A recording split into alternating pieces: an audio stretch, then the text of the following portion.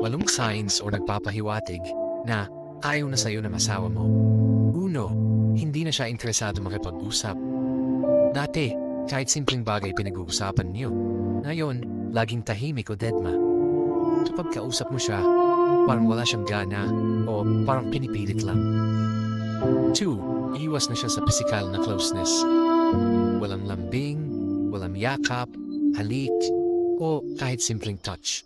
Parang hindi na siya komportable kapag malapit ka. 3. Mas interesado siya sa cellphone kaysa sa'yo. Lagi siyang nasa phone. Lalo na pag kayong dalawa lang. Ayaw niyang ipasilip ang phone niya o biglang nagiging defensive kapag tinanong mo kung sino ang kachat. 4. Nawawala na ang respeto. Laging galit, may panlalait or pangmamaliit.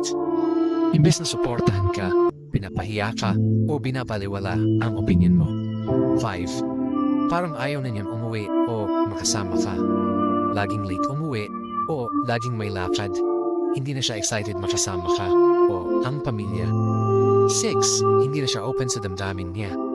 Kapag may problema, hindi ka na sinasali. Hindi na siya nagkukwento tungkol sa araw niya o sa nararamdaman niya. 7. Ayaw na niyang ayusin ang problema niyo. Kapag nag-aaway kayo, gusto lang niya tapusin agad o iwasan. Wala na siyang effort para ayusin ang relasyon. 8. Wala nang plano para sa inyo. Hindi na siya interesado sa future niyo bilang mag-asawa. Laging ikaw na lang, wala nang tayo.